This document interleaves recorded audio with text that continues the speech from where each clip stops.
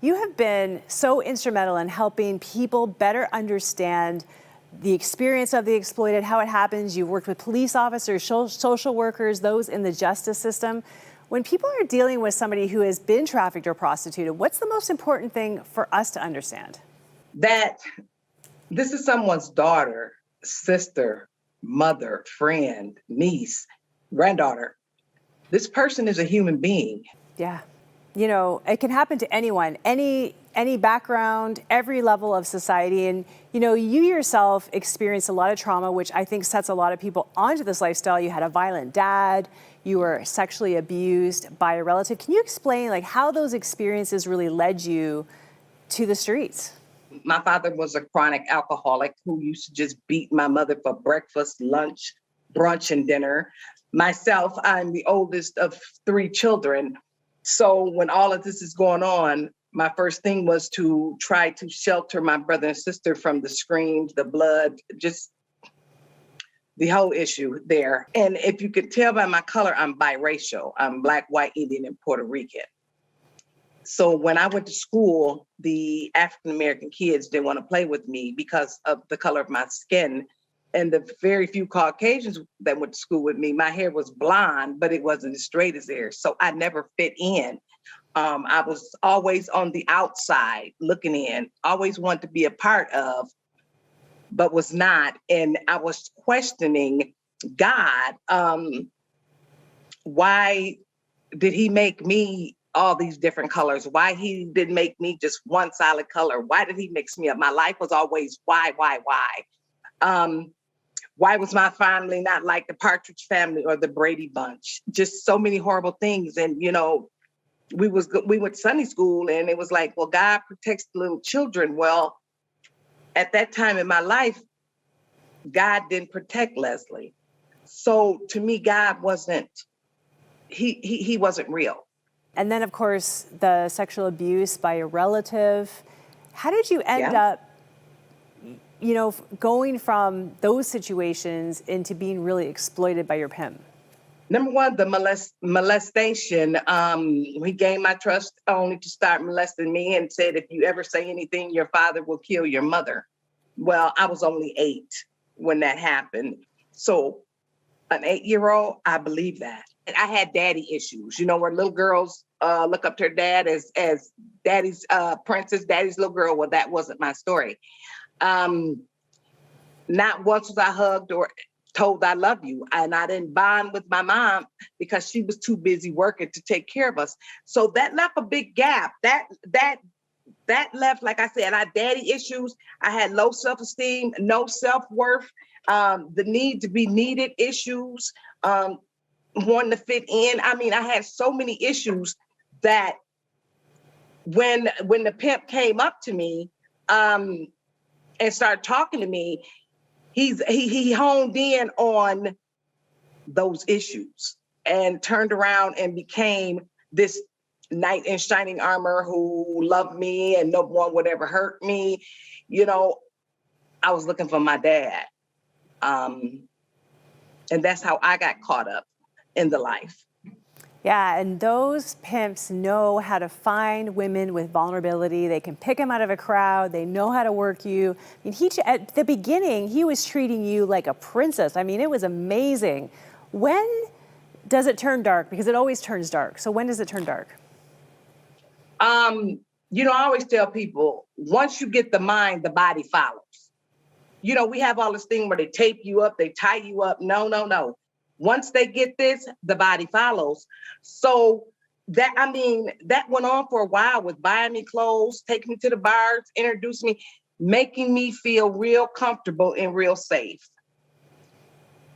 That went on for just a couple months. And after that, we went to his friend's house and we were drinking. And when I came to, his friend was on top of me having sex with me any way he wanted to.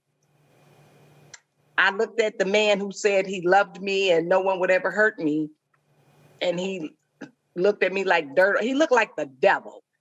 And everything about him changed. And I'm crying. And he called me the B word and told me to get his money. I was only 15. I was only 15. So my life as I knew it was over. That is so incredibly heartbreaking when you think of a 15-year-old, still a child really, is who you were. You know, you've written this story in your book, When Angels Fight. How tough is it for you to talk about this? I had to learn how to forgive those who hurt me in order to set myself free. That was the most hardest thing in my life I've ever had to do. But I know no one can hurt me. And yeah, PTSD, depression, I deal with all of that. But I've learned to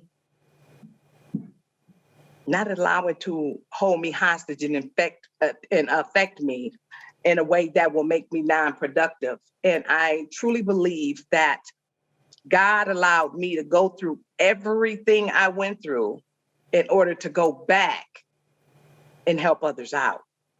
And I keep that in the forefront of my mind. Now you were obviously, like so many people in the life, using drugs in order to deal with the trauma that you were facing every day. But it really did start taking a turn for the worse when you tried crack cocaine. So talk to me a little bit about the direction that went in and what it did to your life. Once I got away from my pimp, I had been with him like 10, 12 years, something like that. And then I had also had a son by him. And he got locked up and I was able to get away from him, but I still wasn't free. I continued in the life of prostitution because that's all I knew. And it was something about the darkness that was comforting for me. I did drugs so I didn't have to think and feel. You can fight me all day, cut me, do whatever you want. I'll be okay. But if you called me out of my name or told me I was worthless, that was like a shotgun blast to my head. So when I did the drugs, I didn't have to think and I didn't have to feel. That's why I did the drugs. So I have to think and I didn't have to feel. I didn't have to hurt. Yeah. And I think that's 100% so common.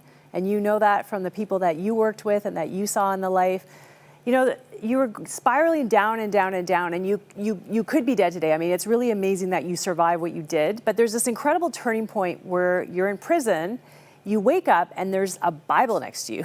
Talk to me about that. So I got locked up,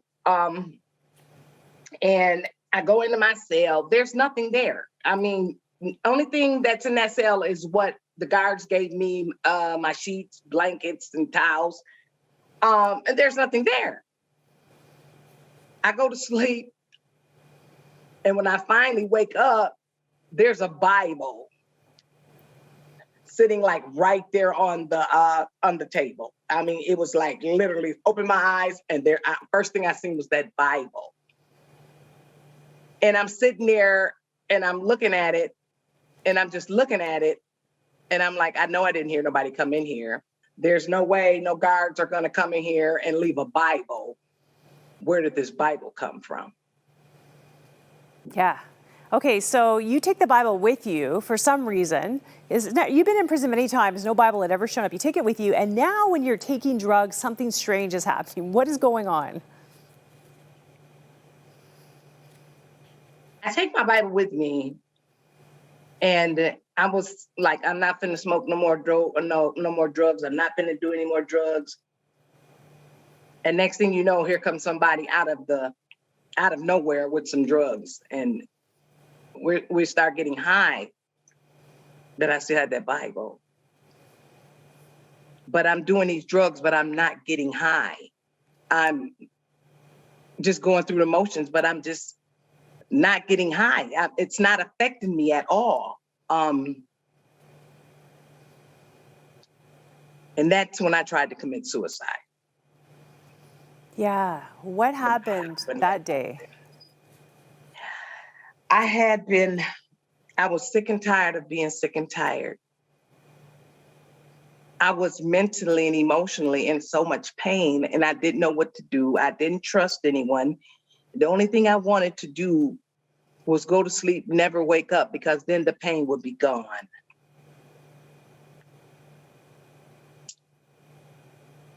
As I'm dying, I knew if you mixed a bunch of drugs up, you would go to sleep and it just would be over. And that's what I tried to do. But I remember as I was dying, my heart is just slowly just pumping. With the last breath that I had,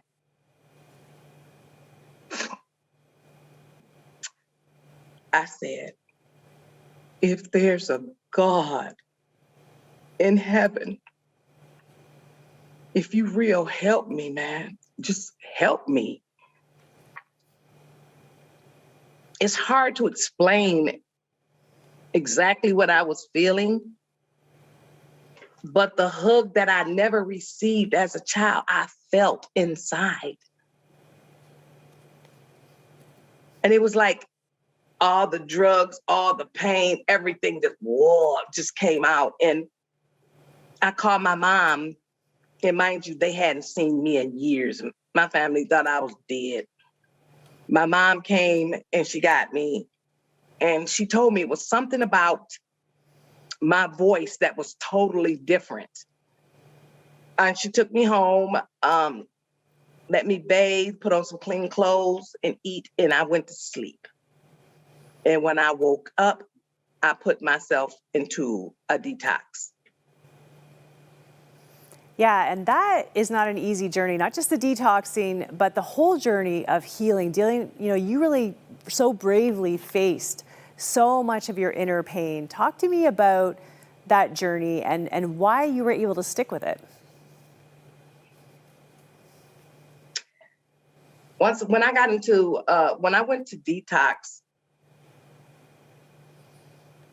Dr. Butnick came out and he was like, well, Leslie, we're going to give you a little Valium, a little lithium, a little this, a little that. And I told him, you're not going to give me anything. And they just looked at me and they put me in a room and they was like, well, Leslie, you could die from withdrawals. And I'm saying to myself, if y'all only knew what I've been through out them streets, I am not worried about death right now. After 3 days, I came out of that room and it looked like somebody had just took me and just dipped me in the ocean somewhere. And I come out, then I went through a 30-day program. And I mean, God is just showing out. He was just showing out. Many things happened in between all of this time where he was letting me know he was real. I was emptying out this purse, and when I emptied the purse, there was this card from a nun and Sister Francetta. They used to come up and down the division and try to pray for us, but I never mess with them nuns. I'm just like, get away from me, leave me alone. And I don't remember taking no card from her. As a matter of fact, I know I didn't. I didn't mess with them nuns. And I called them because there was a program here called Rosehaven that was ran by the Dominican nuns. And they came and assessed me, and she told me that they didn't have any rooms available. Is there any place I could go until they had room? And I was like, no, because if I go back out in the streets, I'm going to die. I said, but I'm leaving this rehab and I'm coming straight there. And she said, how do you know that? I said, I don't. I just said it. And sure enough, when I left the 30-day treatment center, I went straight to Rosehaven. You are a strong person. You still to this day probably don't trust people as easily as other people might, and you're not going to be easily led to believe in God or, any of that. But here you are. So for someone watching who's like, I don't know if God's real. I don't know if God loves me. I don't know if I can buy into this. What would you say to them? There's many things in your life that you do not understand how you got here, how this, how that happened. You didn't get here on your own. There's no way I could have got here on my own. God shows up in every aspect of my life. It's on what you believe. I believed my cousin. I believed my father. I believed the pimp. I believed the dope man. I believed all of that, only to go to a slow descent into hell. Once I start believing in Jesus, doors just start opening.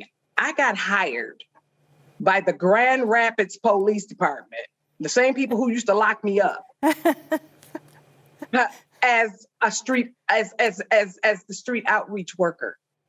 There's nothing impossible when it comes to God. And take that from me.